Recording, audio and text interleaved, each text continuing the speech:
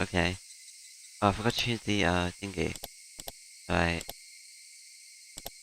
Chapter 6. Okay then. Continue.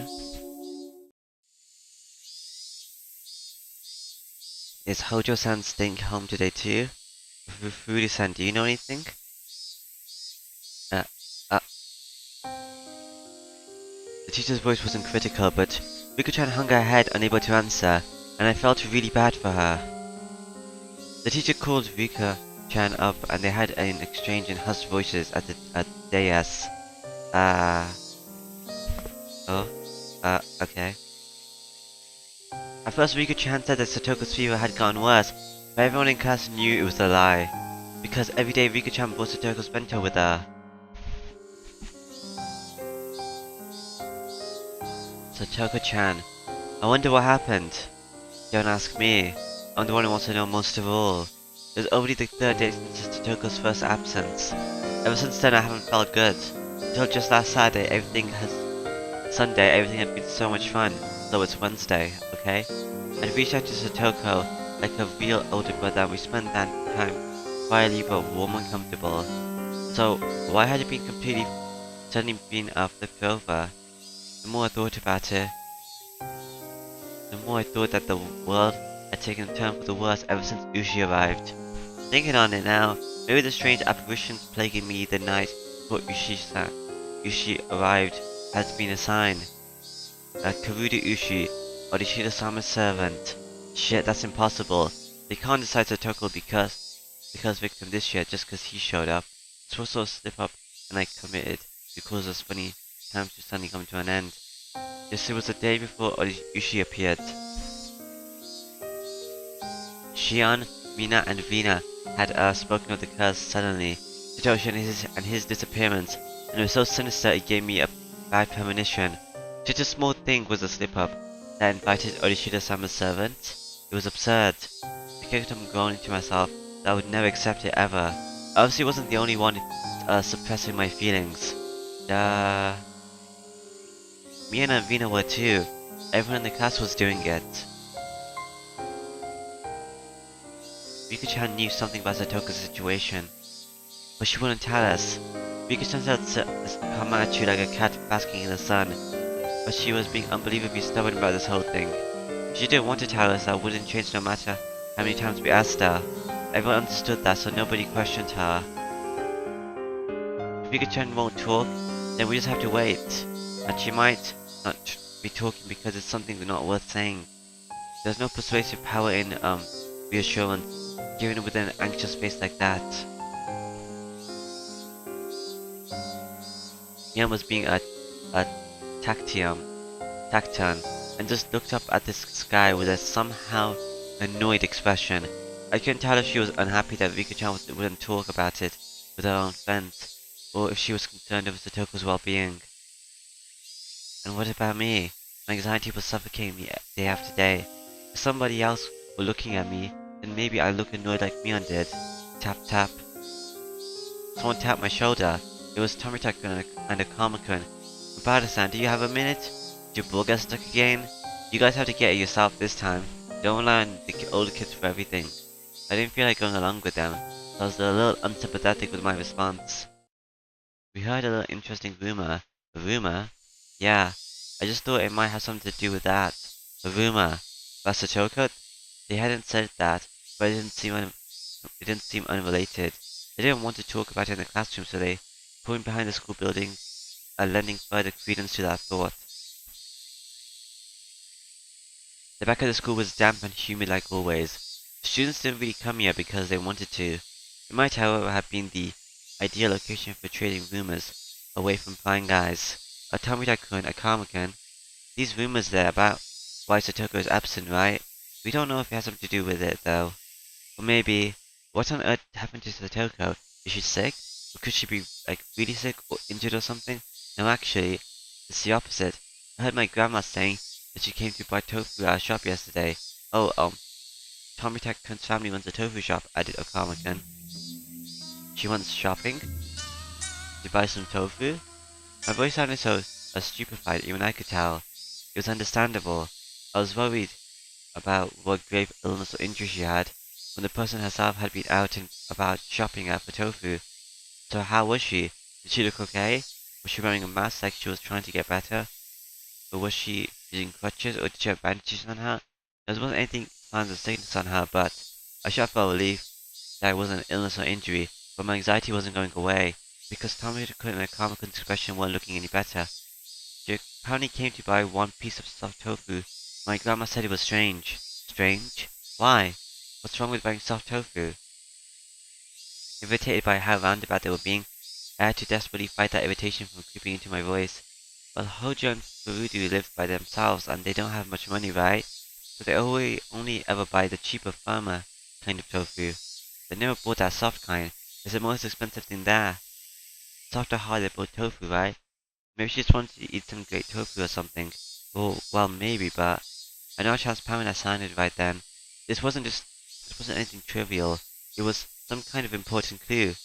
Not the cheap kind, but the expensive kind of tofu.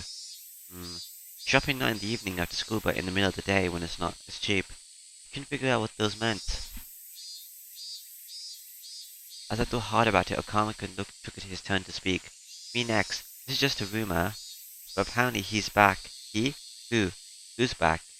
Hojo's uncle. Satoko's uncle? Right. I think Coach told me about him.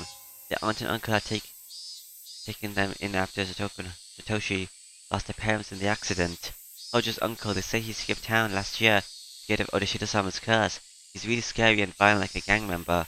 Everything Coach told me came back in bit by bit. Right. The mean aunt and uncle who had tormented them all this time. I think he said that after their aunt was beaten to death by the deviant, he ran away to his lover's house in Akinomiya in fear of the curse. Why would she be staying home from school and shopping for chopped tofu in the middle of the day just because her uncle came back? My underclassmen clammed up and looked out downwards. There must have been some sort of big hint buried in there. Even if I didn't understand, if I told Mian or Rina about it, maybe they would know something. Maybe she's in with her uncle and he has a lot of money. Oh, my bad, you two. You were nice enough to talk about it, and I started hammering you with the questions. Why is she not going to school then? Oh no, it's okay. Now we know that she hasn't been in bed this whole time gravely ill. That's worth something, right? That might be true, but it still won't make the clouds over my mind fight away. Ah, Mabara-san over here. Akamakan cried wildly, pointing over my shoulder behind me. Why?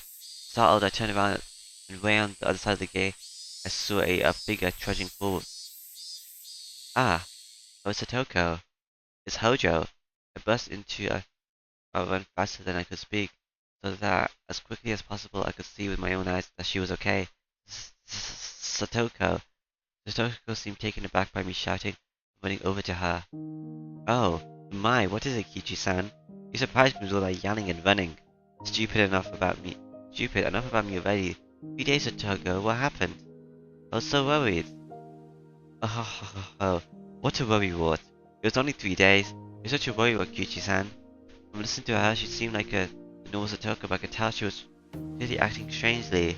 Her smile was somehow fallen, and her complexion was bad for some reason. Hojo, were you alright? Were you sick or something? Tarimita-kun and Akama-kun both expressed their concerns. Just what happened, anyway? 3 days. Do you know how worried I was? Oh, I do apologize. I was giving the house a good cleaning. We haven't used it for a rather long time, so everything was covered in dust. Huh? Satoko, what are you talking about? Why would you have to stay home from school to clean the house? Satoko didn't answer me. Instead, she passed by me and headed for the entrance. Gosh, it is nearly about lunchtime, is it not? I'm just starved. It was suddenly lunch break. I couldn't force her to stop after she told me she wanted a lunch since she was hungry. So she did move into the house then. Okay. Oh well, whatever. Bigger chance of me bringing you a lunch for 3 days and now. You look like you can eat it today. Let's just go to the classroom. Put everyone's mind at ease. You're right. I suppose I may have caused everyone to worry. Oh, it sure is tough being popular. put her hand on Satoko's shoulder and we ran to the classroom together. Up close I was able to verify that Satoko looked somehow weak. All this anxiety was supposed to go away when I saw her again. That's what I thought. But now I actually started to have quite different fears. What the heck happened to Satoko? Everyone in the class, of course, reacting the same way I had. We worried about you. I'm glad to see you well. What were you doing for 3 days? Her classmates showered her with questions. I truly do apologize for causing a fuss. Oh. As she crackled, she chowed down on the bento Rika-chan had made for her. Those in the teacher's lounge must have been informed of Satoko's arrival because her teacher sprinted into the classroom, breathing ragged. Hojo-san. Oh, Sensei. I'm sorry for worrying you these 3 days. As you can see, I am fit as a fiddle. My, I was very worried about you. When you are done eating, come back to the teacher's lounge. I have something to talk to you about. I must have been for a good scolding for those 3 days I cut class. Satoko laughed sheepishly while she scratched her head, and the rest of the class burst out into laughter. The teacher was acting angry, but she breathed a sigh of relief, seeing Satoko healthy and smiling. As she ate her lunch with the class surrounding her. What a relief, right, Rina? Huh? Oh, sorry. Yeah, I'm glad she's okay. I looked at Rina and knew. She had sensed that something about Satoko was off too. I looked into Mion to see Mion detached from the camera as well with a somewhat grim expression. But Rika, on the other hand, was smiling from ear to ear. She spread out the bento boxes one by one as Satoko finished them. Finally, Satoko was satisfied, and after enjoying a thorough conversation with her classmates, remembered that she'd been called to the teacher's lounge.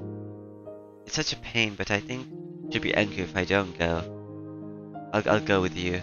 Satoko visualizes from a seat and Rina runs after her. I do apologize, Kichi-san. I'll be right back after getting scolded. Right, I mean, I could go with you too, or come as you get scolded in the teacher's lounge. Ever since the curry incident, right?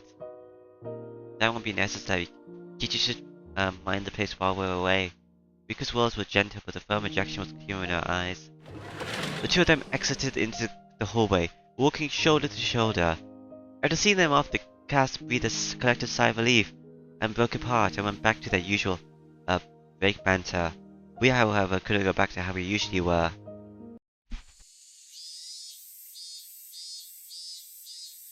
Not I, not Mion, and of course not Rina. Instead of the classroom exit, the Satoko immediately had left through the expression a little distant and grim. We're all friends, isn't that right? I bursted out saying something strange as Mion, and Rina turned about with dubious expressions. I won't keep anything from my friends, so I'll tell you what I just heard a little while ago. I told them the stories I heard from Termita-kun and Kama-kun earlier about the tofu shop and how Satoko's uncle had apparently come back. All at once without letting them speak. And that's all I know, so if you know anything, please say so. I said everything I can. I ended my sentence firmly and looked into Mion and Rina's eyes in turn. Rina stared back at me. Her eyes didn't falter. Without even opening her mouth, I could tell she wasn't hiding anything. Then her gaze turned to Mion. It's not like I was trying to keep a secret or anything. Mion couldn't seem to endure our silent stares and began to talk timidly as if she was guilty about something. It's just, now that you've said something, Ki-chan, I guess I have to talk about it. Mi-chan, you know something? Well, I mean, I knew from the first day that Satoko's uncle came home that he just randomly showed up in Himezawa last Sunday. Why didn't you tell us that? I'm sorry. My angry shout caused Mion to flinch away, look down and hang her head uncomfortably. Kichi-kun, it's not something to get angry about. You're scaring me, Chan. Sorry, I shouldn't have shouted at you. I lowered my head in apology. Mion accepted it, collected herself, and continued. According to her, her uncle's relationship with, let's turn this off. With his lover whom he had been with in Okuyamiya had collapsed. Without anywhere to go, he came back to Himezawa, and on that Sunday, the day of the barbecue, her uncle ran into Satoko, brought her back to the house. Why did he bring her back bigger with him? Because he's a good-for-nothing parasite. He can't even cook by himself, must just do any cleaning. But that he brought Satoko-chan back to have her cook and clean? I remember that she she'd been cleaning this house when I met her back at the school gate. A moment later, the pieces fell into place, into the jigsaw puzzle up her knees. And as for what the puzzle depicted when I saw it from afar, I could see the answer clearly.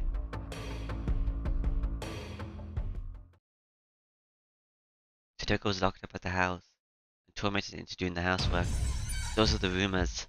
If you knew that, why didn't you speak up? I nearly yelled at Mion but hastily stopped myself. Michan, is that true? I haven't seen it myself, so I don't know if it's true or not. Mion looked down again, staring at the floor, grew quiet. Just like last year, like when they lived with their mean uncle and his wife. But this uncle is completely helpless when it comes to housework, right? Satoko's that important, and there wouldn't be any reason to torment her, would there? Kichi-kun, I don't know what ground you have for saying that, but you shouldn't be so irresponsible. Mina clearly and directly got mad at me. You don't know much about this, so don't talk as though you do. Yes, that's clearly what she meant. Fine then, do you know something, Rina? I don't know anything either. I didn't know her uncle had taken her to our house until hearing it just now, but the situation is different from a year ago. The situation is different, what does that mean? Satoshi-kun isn't there. Satoshi really cared about his little sister. He always stuck up for her. He was her shield, so she would be affected just a little less by their mean aunt and uncle's fighting. The uncle and Satoko are the only ones living there now. Can't you imagine just how stiffing that must be, Kichi-kun? Okay. He only ever came back because he only even came back because he broke up with the woman he was staying with. Do you think a person that came back for such an unpleasant reason would be able to treat Satoko kindly? He was right, it wasn't easy for me to imagine Satoko not being tormented. Sorry. Oh, no, I'm sorry too. I sounded like I was interrogating you, didn't I? How? An awkward atmosphere floated among us. As three of us remained silent and just stared at the floor.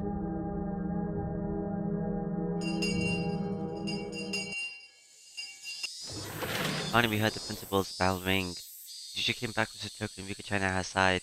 Alright, we're starting afternoon class. Class president, please. Everyone stand up. Oh, I'm sorry. How rude of me. I couldn't read anything from Satoko's vaguely sheepish expression.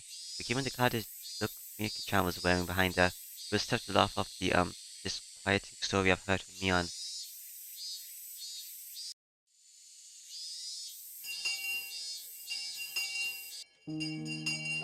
Alright.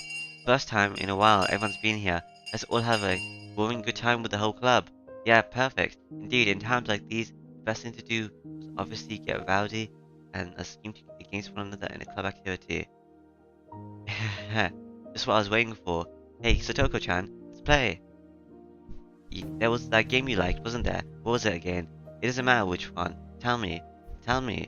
Mion laughed happily, took a bunch of games out of the club locker, and lined them up on the desk. I think that was the first time Mina ever let someone else decide a game for her. The guitar was being especially considerate to Satoko, thinking that, whatever her circumstance, if we could just enjoy our time together as a group, there might be some comfort, some diversion. Satoko seemed to understand her feelings too, and smiled vaguely, though pleased. But her head slowly moved from side to side. I'm very grateful, but your feelings are enough. There are many things I need to do so. Even Rika-chan hung her head in remorse. Hey, whoa, seriously? Both the club members are here for once and we're not playing anything? Desertion in the face of the enemy. What was the punishment game for it? What part of the club constitution was that in? Stop it, Mi-chan. We can't force her to play with us. Hey, this old man isn't trying to force us or anything. I just thought it would be more fun or for sure if we did something exciting. Really, I'm happy you feel that way. Don't worry next time we meet. You'll see, I'll get you all caught in a gigantic trap.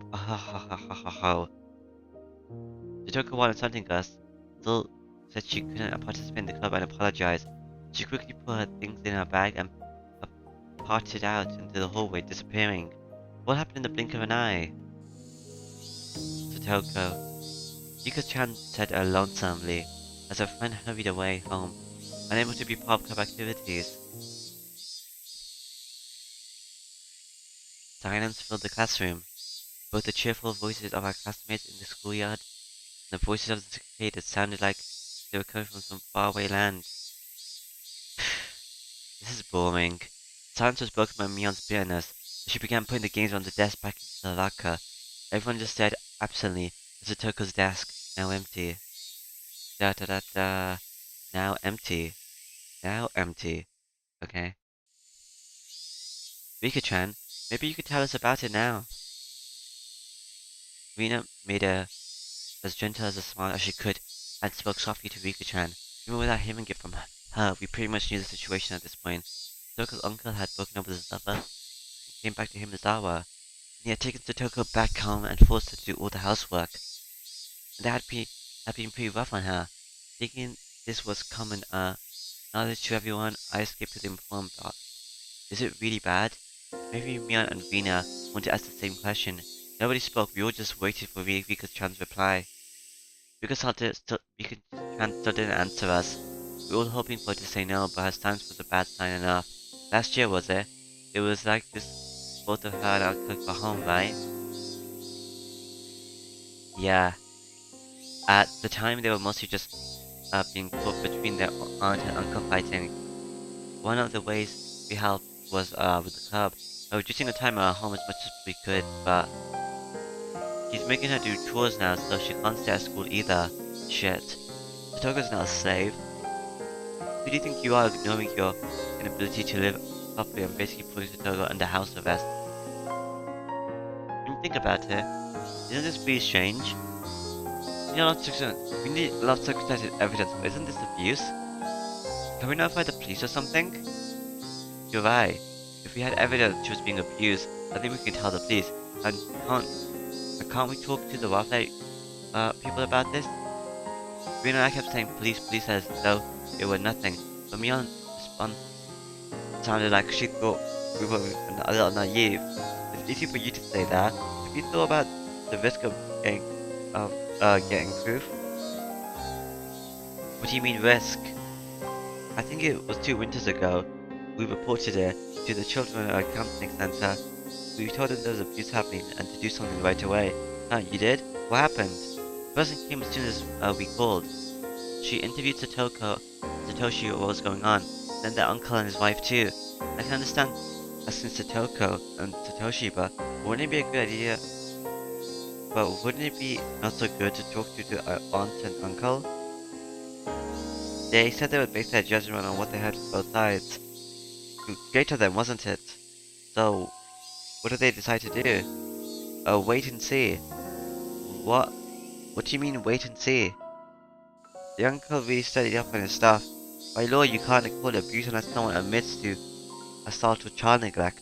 They poked and prodded Satoko and Satoshi a lot, but never left any real marks on them. They were pretty much eating 3 meals a day and had beds, and they weren't any recordings or something like that to prove they said or said anything to cause them psychological trauma. None of the villagers had ever actually seen them being violent either. No matter how mean you are, you wouldn't act so violent in front of other people. Nobody would. Then what happened? The welfare officer appeared. Apparently went to visit on the same day each week for a while. The aunt and uncle knew they were being watched though. I didn't trauma them in any way that would stand out. Of course that wasn't the end of it. I mean they ramped up on how malicious they were being. Neil sighed and nodded. Their aunt was really damn stubborn. She's one of the most spiteful people I've ever known. Apparently she was doing some pretty disgusting stuff. Satoko was like a doll. I did nothing but breathe by the end of it. So from that conclusion, does that mean they never should have contacted the children's welfare in the first place? Understand? Without proof of abuse so clear anyone could see it, there's nothing we can do. In fact, it might even make the situation worse. We messed up pretty bad. After hearing that even public organizations, the one thing they thought was dependable couldn't do anything, everyone hung their heads. In other words, until we have clear evidence of abuse, we shouldn't notify anyone. Um, what I mean, basically, yeah. I consider Satoko's current situation. She was brought back to her house, and it was a little difficult to cope that abuse. She was being tormented and forced to do house chores. How was she being tormented would be the key, but without concrete evidence it would be difficult to prove. Hmm. If she had some kind of external injury, that would work. But as far as we could tell from today, she had nothing like that. Being forced to do chores, that was a bit weak too. There had to be better evidence that she was without a doubt being abused. Oh, I know. Her uncle had ignored Satoko's suggestion for a whole year and was to live with her lover in town. Did I fall under one of the definitions of abuse that he had mentioned child neglect? Yeah, it's a perfect case for child neglect. What about that, Mi-chan? Um, My uncle wants you right now, it could be recognized as child neglect, but he's living with her at the moment, isn't he? They were apart before. If he said something like that, he had a change of heart and decided to live with her, then they might just wait and see again. Once we reported it, we would need to absolutely be sure they would interpret it as abuse. Maybe we needed far more concrete evidence, lest we repeat last year's mistake. It's sad. This means we need to sit quietly and wait for him to be violent towards Satoko and leave a mark, don't we? The only plan I could think of was, in the end, just watching and waiting. If it left me in shock and realized I would be the same policy as that of the officials who made the situation worse. As Beyond said, reporting it to the public agencies would be a gamble. If we're going to pick a fight, it would have to be one we can't afford to lose. If we were gambling with enough money, without enough evidence, our enemy would be assured. Our defeat would be assured.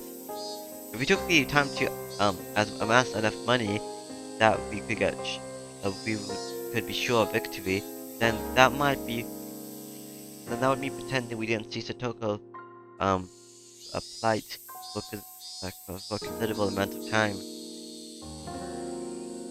Sorry for bringing this up now, but how is Rika-chan able to live by herself? Rika lost her parents, if I recall correctly. From what I heard, she has no relatives either. She was forced to live on her own as a result, but her life was unfettered, free of restriction. She could somehow grant that freedom to Satoko too. Rika-chan, you're living without any parents, right? Don't kids with no guardians have to go to orphanages and stuff? Ichikan, that's cruel.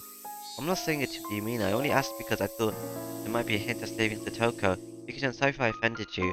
Rika-chan shook her head and not particularly disturbed. Well, you see, it's because I'm considered the mayor's daughter. Let me explain. Mayor Oman Kibayashi is Rika-chan's guardian. He's got official permission from the government of the preference. Huh? So you're adopted? We're not adopted.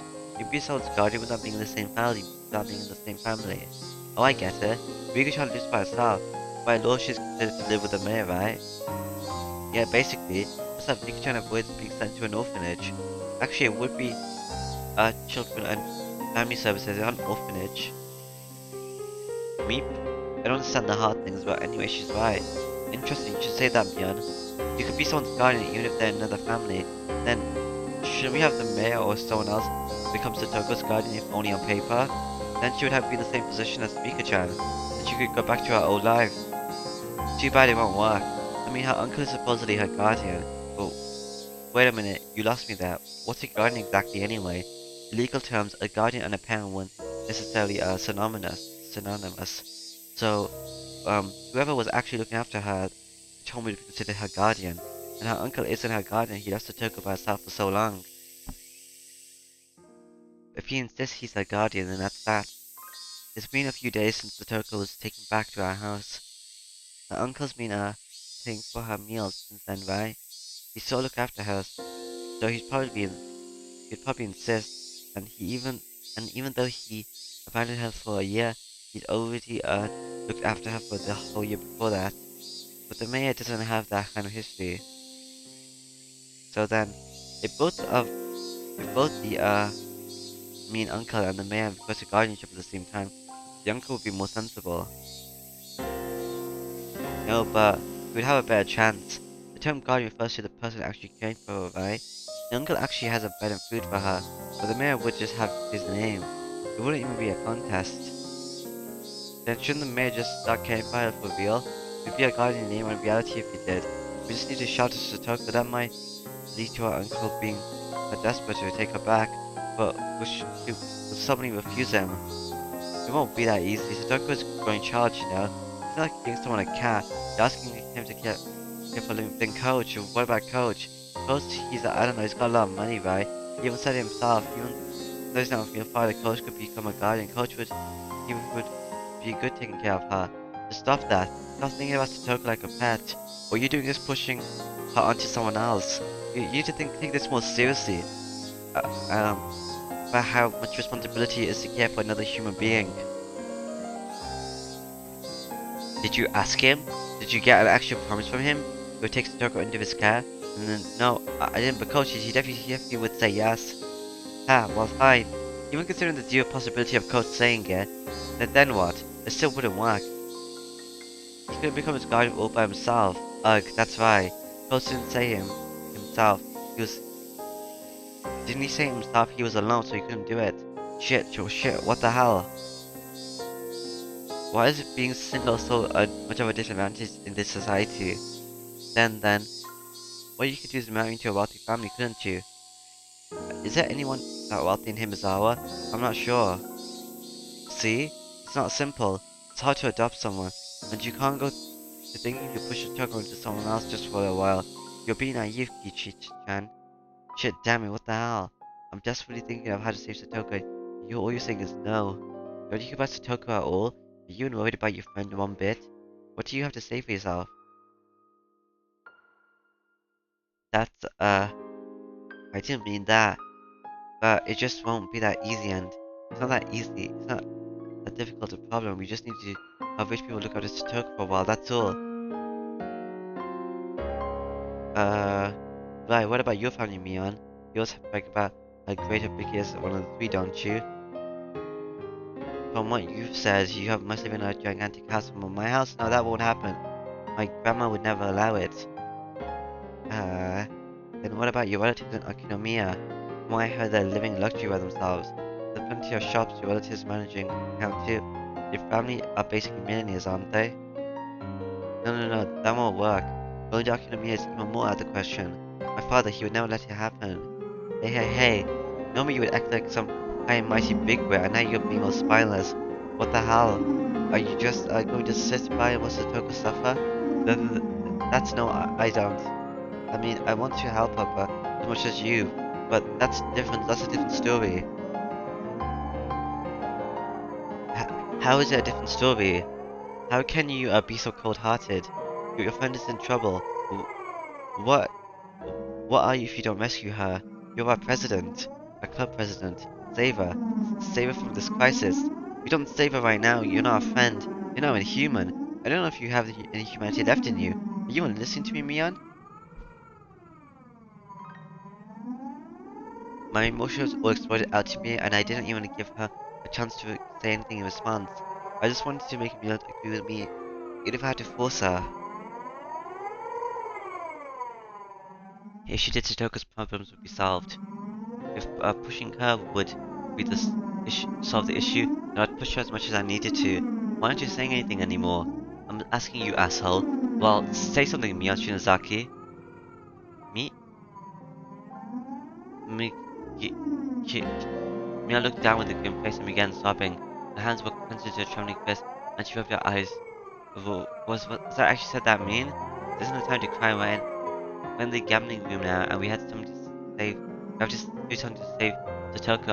As I thought that Venus spoke, her voice cold and incredibly calm. Kichi-kun, if Michan's family won't work, then what if we look for another wealthy family? I know someone in Himizawa lives in a nice big house. Well, who's that? Oh, come on. You got a splendid family and you're leaving it out. You're leaving it out. My family is. Your friend's right, save a Kichi-kun. Michan is called Hyde after all. And you're so considerate towards friends, you should lead by example. Just the three of you living in that big house, right? Then you probably got plenty of spare rooms. You should give a few of them the empty ones to Satoko, and the roads will all be over. What's this? We're done already? That was pretty quick. Okay, congratulations on solving the problem. Then have then then are we done for today? I'm going home. Hooray, hooray! Maybe I'll go treasure hunting. I haven't done that in a while. I was so worried about Satoko-chan until now that I didn't feel like playing at all. I wonder what I'll find. How? Say something, will you? Why am I the only one talking? Say something, you bastard. Are you listening, Kichimabara? Even the cicadas seemed to cower in fear. Rina, her shoulders bobbing up and down, and Miho had forgotten to breathe. Mian's face had gone completely pale, and Rika-chan was keeping silent as if nothing had happened. The atmosphere in the classroom grew tight and stiff, and it petrified us where we stood.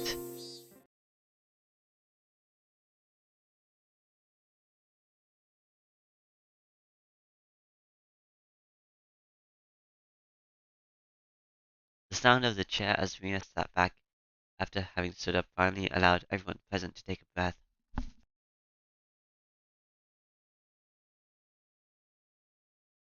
Rina had showed me just how much had hurt Mian. Rina's scary. After a few moments, Rika-chan cut into the frozen air.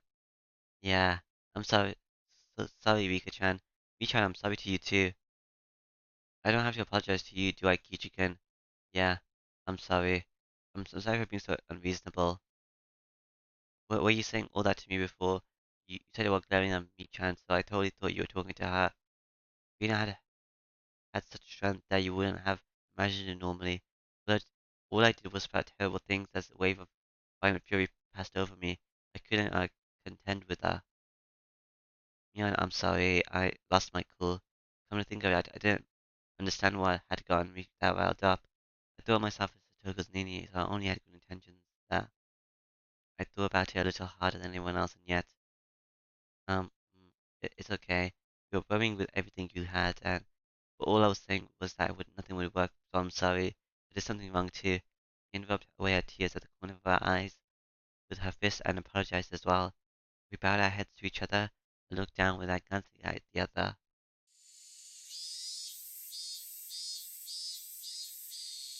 Someone I don't know heaved a sigh. Satoko being tormented had been known about since last year.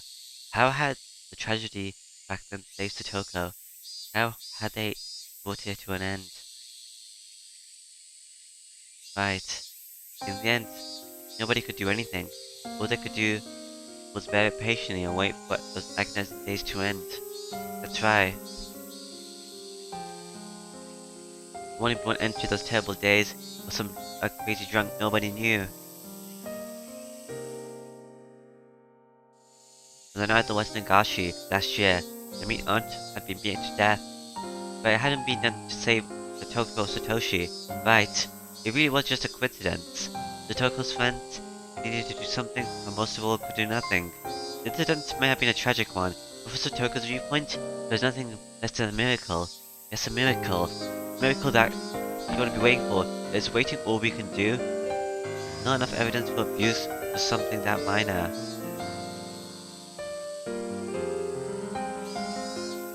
Huh? Wait, but what? A miracle. Nobody made fun of me for saying such a crazy word. We couldn't come up with any other solutions, so it's the only thing we could do. We're powerless. That one word Beyond dropped was the finishing blow. It was hot. My body was sticky with sweat. The worst month, June. Higurashi, when they cry.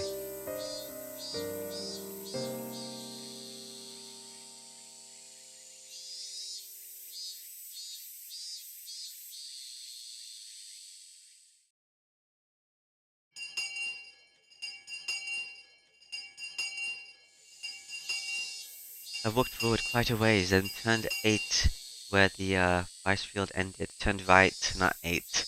I've never come here before, so I had no idea where to go. I got lost several times, so I may have taken quite a long way around. Maybe I should have gone back home and gotten my bike first. I would have made everyone else worry if I asked them. So I asked one of my classmates where Satoko's actual house was. The house where was originally her family's apparently, not their uncles and wives. The house had been bigger, so they had taken it for themselves.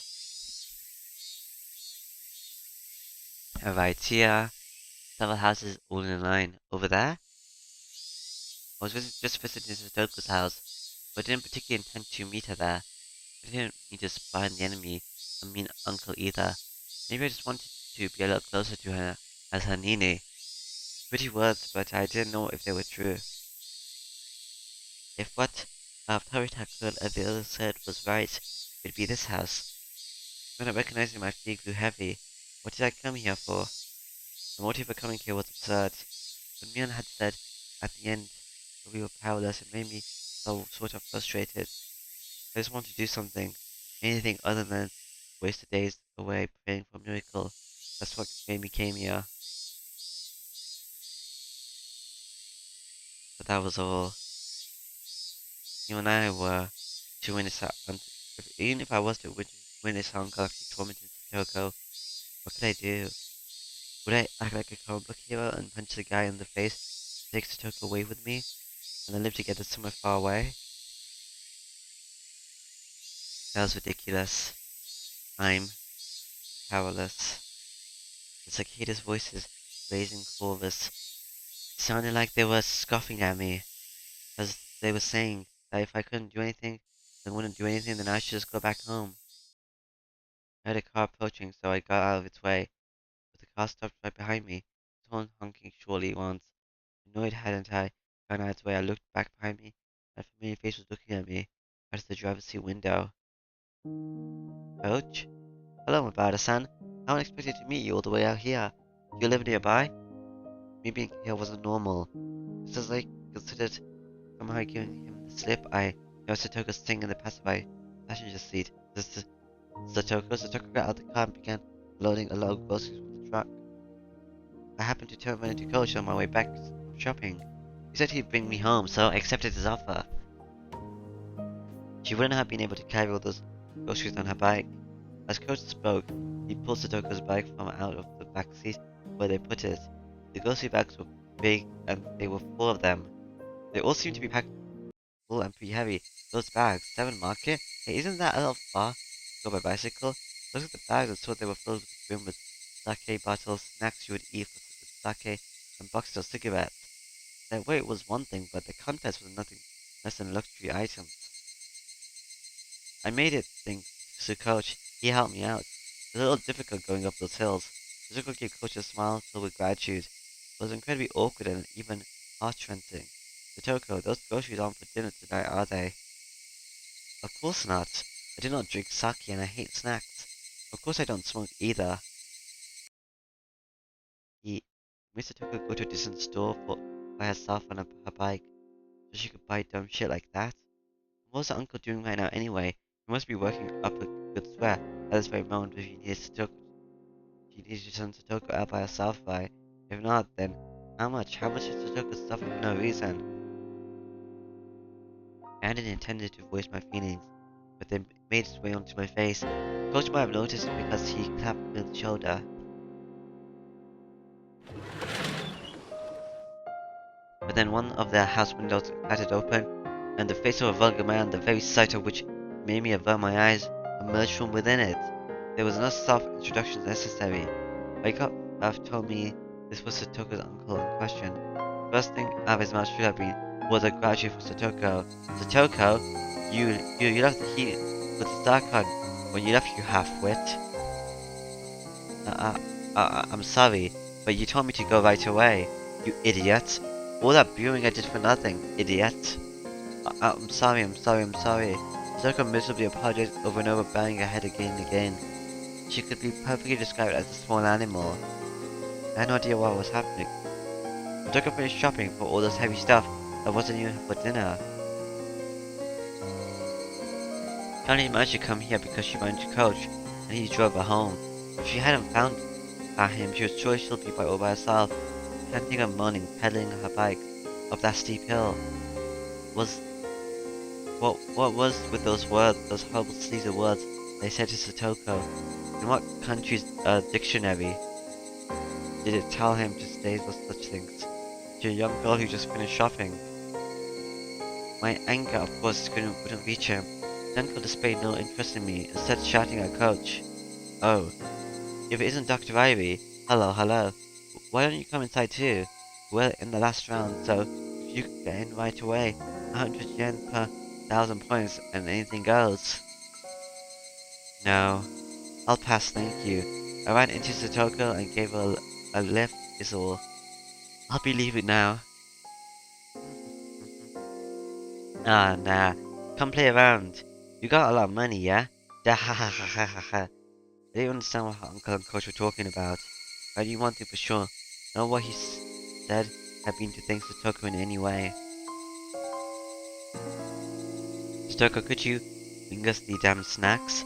And can start getting those beers chilled too. Go get us some cold ones from the fridge. Teacher, you're harsh on her. She looks so sad, you should take better care of her. This is how I gotta treat her. She's been like this since she was with her bro. Spoil her and she ain't gonna listen to the damn thing you say, shit. But whatever, it's a sure draw, teacher-chan. Chisaki-ba, declared Richie too. Sorry. What, you're in Richie again, Chisabi? It looked like it wasn't just uncle and some of her friends over too. His friends over too. Hey wait, what was he? No, what were they doing? Thinking really well after my makes the talk go shopping. Yeah, what were they doing? They're playing games. My uncle's friends came from town and they're playing a mahjong. Yeah, I'm not good at mahjong, as I already said. He told me to prepare dinner for them as well. What the hell? A mahjong? He called his friends over for mahjong? They were too busy, so they sent Satoko to buy them a crapload of booze from a faraway store. And the first thing he said to her was how she left the gas on? What the hell? What the hell? What does that guy think he's doing? Who could get lost in a dumb game of mahjong? Sent Satoko to buy all this stuff. Even though Coach was listening, he pretended he wasn't. There was a line of heavy-looking shopping bags lined up on the ground next to the truck. Rada-san, you help too, please. Good boy, you get to carry this heavy one. Coach, you're going to let this slide? This is completely... Coach pretended he hadn't heard that violent outburst either. When I thought about it later, his reaction might have been the best he could do in this situation. I'll carry 2 of them by myself. Come on, help us carry them, please. The bags were packed to the brim with bottles of sake and bar snacks. They were so heavy, and so filthy, so unfair. They weren't just heavy in terms of weight, but made me feel mortified. Nothing could have been heavier than that. Chichi-san, there's only to push yourself. I'll carry it. The Satoko mistook my biting back the humiliation, grimacing under the weight, and offered to help. Stupid. Don't underestimate me. Satoko had never looked down on my physical strength in the slightest. Yeah. Coach, I'm sorry for you too. It must be heavy. No, not at all, answered Coach, smiling vaguely. Coolly. But I alone knew. Coach was an adult, so he just knew how to keep his feelings from showing. There was even more anger than I was feeling, very deep in his eyes. Well, haha, it is heavy. Yeah. Shit. It wasn't very far to the doorstep of Satoko's house, but the bag screened my palm and side, leaving red marks. Yeah. Fury welled up within me, and the back of my throat stung. Oh, it's that heavy? But even if all came gushing out, it wouldn't solve anything. Must have been very hard to get up a hill then. So, just tightly gripping my teeth was as much as I could do. Really, thank you so much, both of you. You really helped me out here. After we carried them to the back door, Satoko said that was enough. Occasionally, we would hear the repulsive laughter of her uncle and her friends within, and my insides would seethe. You can buy cigarettes? And alcohol? Huh? I knew they weren't ridiculing us, and that's what made me so mad. I made Satoko shop for all this heavy sharp stuff, then ignored her and laughed amongst themselves as they pleased. It was deeply aggravating. Of course, Satoko had to have felt the same way. But if he accidentally left his feelings, Coach had to felt the same way. But if he actually left his feelings slide onto his face, it would only cause Satoko more worry. He knew all that and spoke coolly, as if to say he didn't care. Not at all. I'm happy I could be a little help to you. If there's anything I could help you with, please tell me. Yes, I really am happy that you feel that way. That he feels that way. Those words were so sad. Satoko herself was sad and resigned. That we could only help her so much. But she was right. No matter how much coaching I wanted to help Satoko, this was as much as we could do. I felt absolutely ashamed at not having the power to help her more than this. Burning, boiling emotions were bubbling within me and rising into my throat.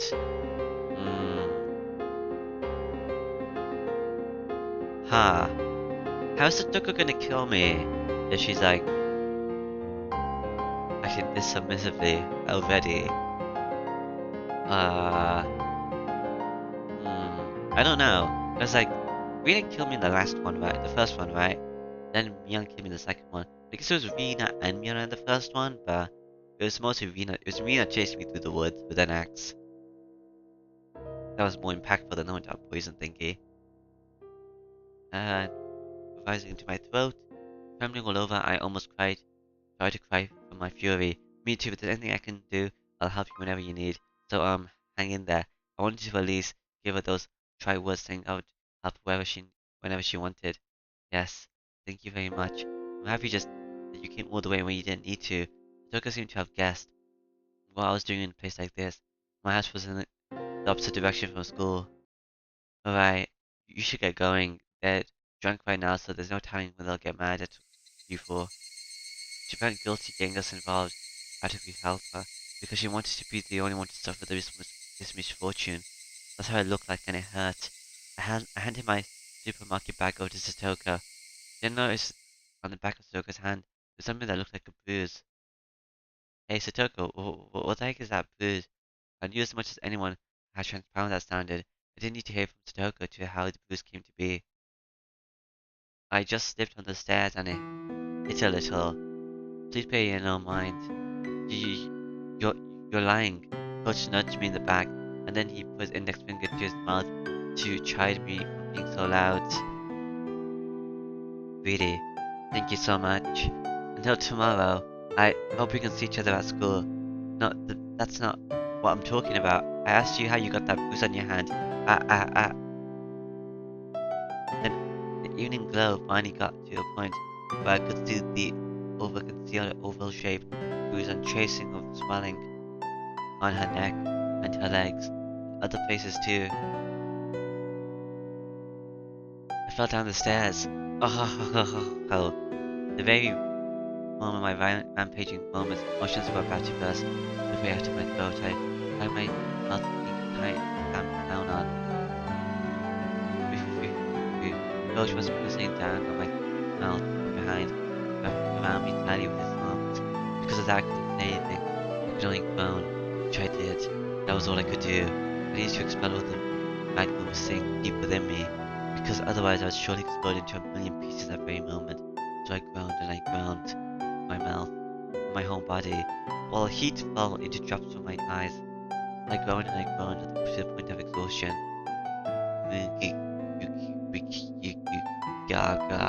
I wrung absolutely everything out of myself. Even having lost my voice, I was still bringing it all out. I understood how you feel. I really do, Mabara-san. Please, just enjoy it for now. Actually, I can just put my... Well... I don't know if that, gets picked up. If I do something like that. Wait, let me see.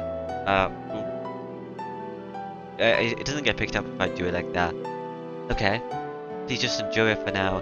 Please, I'm asking you, Mabara-san, enjoy it for now. And then what, huh? What would happen to Satoko? Her body and mind were wounded, and she was being made to suffer like this. Can you not even let me howl in vain at it? Is that it, Coach? Are we this powerless that we can't even fucking scream from the bottom of our hearts?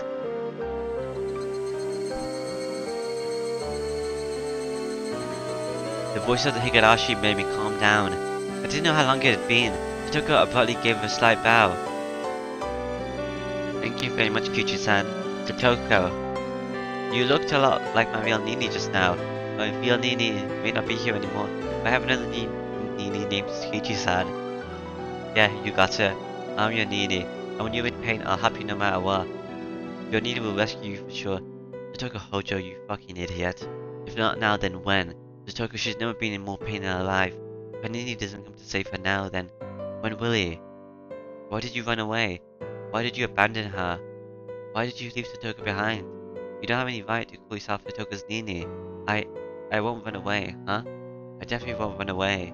I won't run away and abandon you like Satoshi did. No way. I will never abandon you. Slip. Tears trickled down from Satoko's eyes. And then she narrowed her eyes into a smile. Goodbye, Nini. Satoko took her right hand and awkwardly waved to me. I'm not really helping her though, I'm just leaving her. I'll be alright. My Nini now help me so much. So I'll be okay. I'll do my best until tomorrow. I'll be okay. So, for today, this is goodbye. There's no way that I could say goodbye, see you tomorrow. And then from the inside the house came a horsey, disgusting voice. Satoko, could you bring us the snacks already? Okay, Nini. Get going already. I'll be fine now. Hurry. Let's go, Mabara-san. Staying any longer than this would be a bother to Satoko-chan. Coach, Nini's house is a little far away. And I'm sorry to ask you this, but could you take him home? Yes, I'll do that. Coach grabbed me by the collar, and with strength I couldn't imagine having tried dragging me away, and unable to approach, I started getting farther away from Satoko. She waved her hand to us, expression still dark, and disappeared. Through the back door. Coach got into his car first, then turned around on the narrow path and brought the passenger side door around for me. I know how you feel, so while it hurts, no, I think I understand even more than you do. But right now, for now, please endure it. She understood exactly how you feel, so please endure it. If you don't, I know already. I'm sorry, thank you for before. Miki got into the passenger seat. The car accelerated quickly, and Satoko's house grew further and further from the rearview mirror. It made a wide turn, and then I couldn't see our house anymore. Huh? Is your house that far away? It's in the opposite direction of school, isn't it? I didn't bother to reply. It would have been hard pressed to get an answer as to where I was at Satoko's house. The coach didn't ask any more either. For a while the two of us were in silence. The only sound was the gravel going over the road as we drove. I remember how Rena said things were different than last year. At the time she said Satoshi was with her. Satoshi protected Satoko, so the rest of the sparks fell onto her. But now Satoshi isn't here. Yes, that's the unfortunate truth. I can't seem to understand what I really meant when I said that. It's a terribly sad, cruel story. But there's a limit to our resolve and our efforts and our insistence. It sounded like an excuse, but he was right. Either Coach and I wanted to be people Satoko could depend on. That was all. It ended at the front door. No matter how much I shouted that would be her Nini, no matter how much I shouted that I wouldn't abandon her, and no matter how much Satoko called me Nini, I couldn't do any more than that. Where on earth could Satoshi have gone? Why Satoshi was another story. But actually Satoshi was in a position to protect her, far different better than we ever could. That was the cold sad truth of the massive gulf between Satoshi and us. I wonder what he's been doing lately. Satoshi left home. I didn't know why, maybe it was because of Orishida-sama's curse, so he disappeared or something. In any case, he wasn't beside Satoko now. At the time, Satoko needed him to protect her, most he wasn't there. Why isn't he here? Satoshi needs him more now than ever. A lot of people talked about Orishida-sama's curse, but the only thing I can say is that he ran away. One of my friends said that one day he just never came back. He went away without even leaving so much of a note for his sister. Satoshi had been doing his part-time jobs a lot. At the time, Satoko-chan really wanted this huge stuffed animal. It ended up costing a lot of money, so he was doing all sorts of part-time jobs in order to afford it. He felt so strongly about it. Everyone was whispering about how he at least wanted to get his sister a nice birthday present, since she was being made to live such a pitiful life with her uncle and his wife.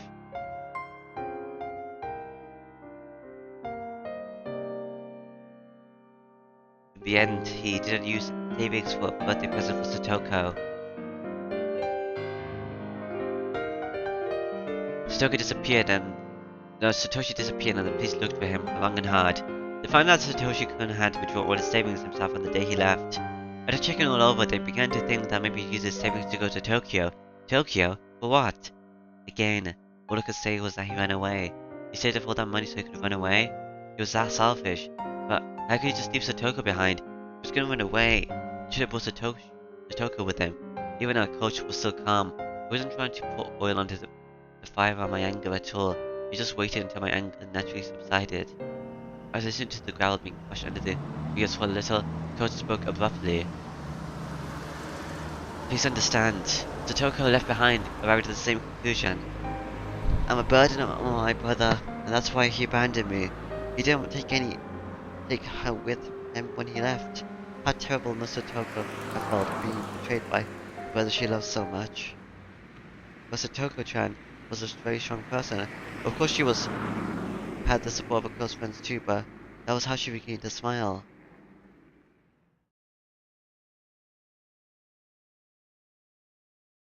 I recalled how Satoko had spoken of Satoshi so brightly when I was eating dinner with her and Vika a few days ago. At the time I didn't think more of it than how pleasant their sibling love had been. But now that I think about it, I realized it was like she was peering into the distance from atop a tragic perseverance. She said Satoshi would come back for sure, and when he did, she would wanted him to see how she was no longer a burden. Satoko isn't a burden, she's way better at living day to day than me, and she can do pretty much anything. She might fall behind Vika and Rina in certain aspects, but she's way more adult than most people. That's the result of her working so hard, so she didn't know when Satoshi would come home. Her efforts are so painful. While she lived out with Rika-chan, while Rika-chan taught us how to handle everything flawlessly, or she could welcome back Satoshi at any time, so that she could show him she wasn't ashamed. So when is Satoshi going to come back? I asked Coach, but he knew he wouldn't be able to answer. In any case, Satoshi ran away. He left Satoko and ran away from Himazawa. Someone said that when you leave Himazawa and run away, or Ishida-sama's curse gets you, right? Now that makes sense. Satoshi ran away and his disappearance, that would obviously mean people thought it was the curse, right? And they could smile, though it was his own fault, as though he got what he deserved. Hey Odishida-sama, whoever you are. Satoshi didn't vanish because he ran away. You driven him away with your curse, didn't you? If that's what happened, then I couldn't forgive him. But that's not what happened. When did Satoshi run away? You know, I was in the Higurashi festival last year, when their aunt was killed by that deviant. It was a few days after that, on Satoko-chan's birthday. On Satoko-chan's birthday? Bang. I slammed my hand on the dashboard in front of me with all my might. Satoshi, of all days, you could have chosen to run away. The aunt just died a few days ago before, didn't she? All your days of suffering were about to end, weren't they? You were just about to start thinking about a new life, weren't you? It's wrong to be happy about someone dying, but for Satoko and her brother, her birthday had come at a critical turning point. The mean aunt had fled town and the siblings would be left alone. They should have been able to be happy about that. On Satoko's birthday, Satoko was probably waiting for her brother to return the whole time. Waiting for her brother to return when he never did. Waiting with bated breath for her brother to return. Her hopes and dreams of a new life to come growing even larger. But no matter how long she waited, he didn't come back. He didn't even contact her. Satoko trembled in anticipation of a great present just then. Just when? When will she have to face this cold, terrible truth? Satoko, you fucking idiot. I could feel my blood rising to my head in my anger at Satoshi. I was frustrated. I was aggravated. I couldn't forgive him. Satoko still respected and adored her brother, and yet he so heartlessly betrayed her. Such a person wouldn't just come back now when he was most needed. Yes, no matter, no one would protect her, not even her real brother Satoshi. So when she started to see you as a Nini, I was happy, huh? I prayed that for Satoko's happiness as well, but I have a position in society and a job to do every day. I have little that I can devote to Satoko-chan, but you're different. You go to school with her and you're closer to her and Satoshi in age. I know you think you can only do so much, but you're in a position where you can give Satoko a hand much better than I can. So I wanted you to help her, enough for the both of us. That's why I wished for. But that's, Coach, you could, of course with my job skills, there are plenty of things that I could help her with. In the same way there are things that only you could do. What I want to say is, we should both perform in every way we can. Was that a little too complicated? Coach added that, but I shook my head in response. When I heard him about his job skills, it reminded me that he was an adult in a different position than all of us. Maybe I should ask him about it. Oh, Coach, do you know about laws? No, I don't know. I know less than the average person. Why? So back when I argued with Mian about Satoko and the others, our children's argument had only left us with the conclusion that we would have to wait and see. What would adults think? Was it a child welfare law? As if much measure to ensure the safety of the juvenile, they forced him or her to separate from their parents. They could do that? And so then we could rescue Satoko from our uncle right away. Satoko-chan might not want that. Unless it wasn't being abused. On the shelter anyway, it doesn't go that far. Satoko doesn't want it? Why? Coach didn't answer me. I didn't know why he didn't. It was clear as day that Satoko's uncle was being violent and treated her like a slave. So then why? I calmed down on my frenzied emotions and wasted time for Coach to answer. But he never did. It wasn't like he was pretending he hadn't heard me. I had to say, it was more like he wanted to explain, but he couldn't put in the right words. Satoko probably thinks of this abuse as a trial. A trial? This isn't some sort of weird religion we're talking about. You might know this, but Satoshi always looked out for Satoko. She always relied on him, almost as though she was utterly dependent on him. I know for a while that Satoshi had always protected Satoko and their aunt and uncle, but that was his duty as the older brother, not something to worry about. I think that may have traumatized her. Maybe she figured that depending so heavily on her brother made him hate her. And for Satoko, the current situation was a retelling of the story from a long time ago. But this time Satoshi wasn't here. And I believe that now she thinks of something like this. She wants to overcome this trial by herself without relying on anyone. And if she doesn't grow strong, the Satoshi-kun will never return. Now that she mentioned it, Satoshi, he never said a word about how hard it had been before. Satoko never said a word.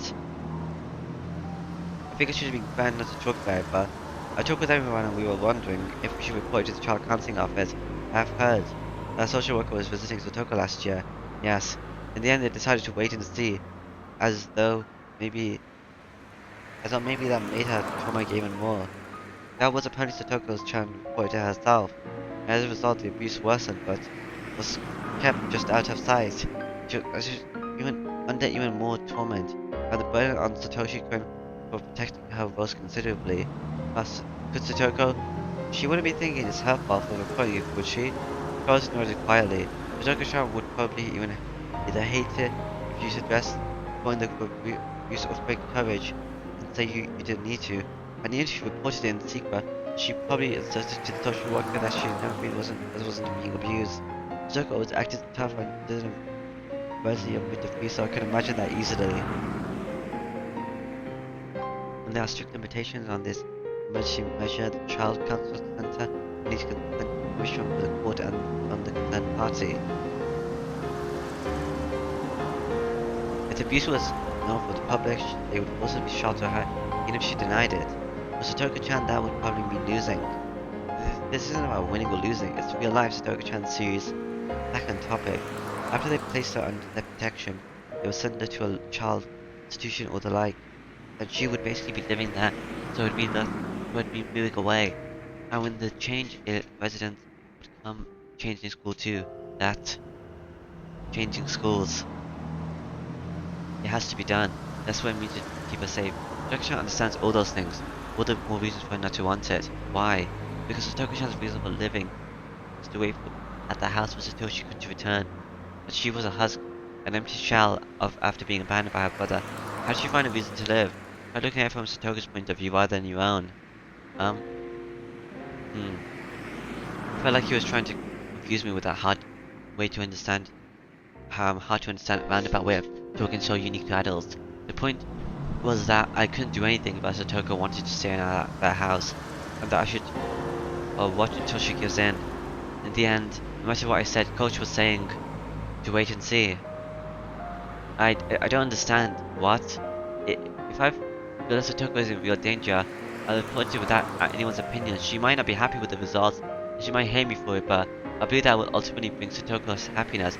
Coach turned to me, gaze fixed into my eyes. It was written all over his face. He was shocked that such a young kid had said that. Why would you go that far? Coach, no matter that normal adults might not have understood, so I taught him the creed and values that I believed in. Satoko is my friend, and I am Satoko's Nini. Isn't that enough of a reason? I stared at him with a strong will and unbreaking as steel, as his eyes betrayed a tiny bit of unrest. No, of course that's enough. We were silent enough for a little while until Coach finally only said that. Didn't we make a promise? I'm sorry, what? We weren't gonna let Satoko cry. We made a vow on the day of the barbecue. I didn't think that about it hard at all, but Coach and I still made a promise. That we wouldn't even let Satoko cry. Coach gave a dry grin of regret, immediately apologizing for not remembering. One way or another, when he grinned like that, it made me think that his enthusiasm for saving Satoko was even smaller than mine. He lightly hit the brake, making a skidding noise and leaned forward. Could that be a house there? Oh right, my father's house. We live at the Bombana Man residence. Before I knew it, I was at my house.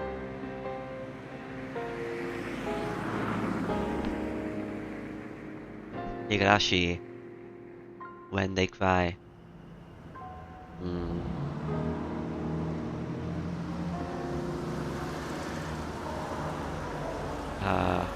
Case 31. Is that the child welfare case? What's case 31? Ba-ba-da-ba. December 1st, 1981. Preference, juvenile welfare. The division report. Do not view, do not duplicate. Case 31, November 20th. So, Satoko Hojo, dash, years old. Residence, dash, dash, Himazawa Village, Shinabone. There's more underscore, but whatever. Conclusion, circumstances. Anonymous, telephone SOS of child abuse situation. Anonymous claims that a female is suffering physical abuse by adopted parents or guardians. Family structure, marks abuser, adopted father, adopted mother, older brother, child in question. A note in June 1980, the child's parents died in an accident, and she was given to her uncle on her father's side, her father's younger brother. Child's consolation center's response. On the day of the anonymous telephone consultation, the center called the child's school and asked of the situation. The next day, the welfare officer on duty visited the child's home and heard what they had to say. Both adopted parents agreed to center's coaching. Contacted an anti-abuse network in the city. As part of this suggestion coaching, a district welfare officer in the area began visiting for welfare coaching at fixed intervals. The scroll note below is stamped to the report. Related information from former office Mr. W. First to 1977 document 23D number 44. This is not number 44. As Chief Investigator F from the Chief City Education Council office, he is well informed about it. Case 44. This is a case 31. Like, it's so early. Like, why is it 31? Not like 4,986. I don't know. Okay. Yeah, and that should be it for this time. So, bye bye.